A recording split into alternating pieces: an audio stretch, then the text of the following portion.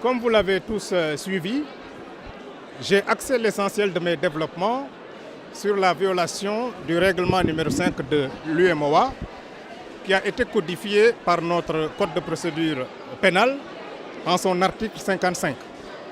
Alors la quintessence de cette disposition, c'est que les officiers de police judiciaire qui procèdent aux enquêtes préliminaires ont l'obligation de notifier aux personnes qu'ils ont interpellées leur droit de se faire assister par un avocat et que mention de cet avis doit être faite au procès-verbal d'enquête préliminaire faute de nullité.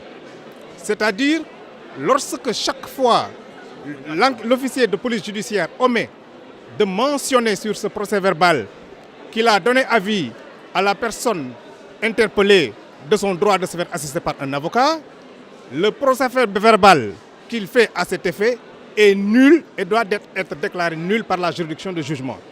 Alors, dans le cas d'espèce, toutes les personnes qui ont été entendues dans la procédure l'ont été en violation de cette disposition parce que les officiers de police judiciaire ne les ont pas avisés de ce droit.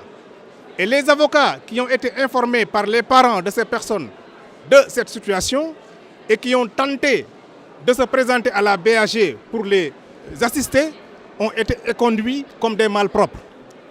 Alors, devant le juge d'instruction, pour la première fois, nous avons soulevé cette exception en demandant à ce juge d'annuler la procédure. Il a passé outre et a rejeté la demande. Nous avons saisi la chambre d'accusation de la Cour d'appel de Dakar, qui a accepté le principe qui est posé par ce règlement, mais qui a dilué la substance du règlement en estimant que Khalifa Sall et les autres n'avaient pas rapporté la preuve d'un grief qu'ils auraient subi et n'ont pas rapporté non plus la preuve que leurs avocats ont été éconduits. Alors ça, ils l'ont fait en cherchant à rajouter à la loi parce que la loi ne prévoit pas cela. Ce que la loi prévoit, comme je l'ai dit ici, c'est simplement l'obligation pour l'enquêteur d'aviser la personne interpellée. Et que le défaut d'avis entraîne la nullité de la procédure. Donc sur ce point, vous l'avez constaté, Monsieur le procureur de la République qui demande à ce que seule la loi règne n'a pas été en mesure de donner la réplique. Les avocats de la partie civile non plus, ils cherchent à faire croire au juge que oui, cette disposition n'est prévue que pour les personnes censées ignorer leurs droits. Alors que la loi ne distingue pas. La loi est impersonnelle.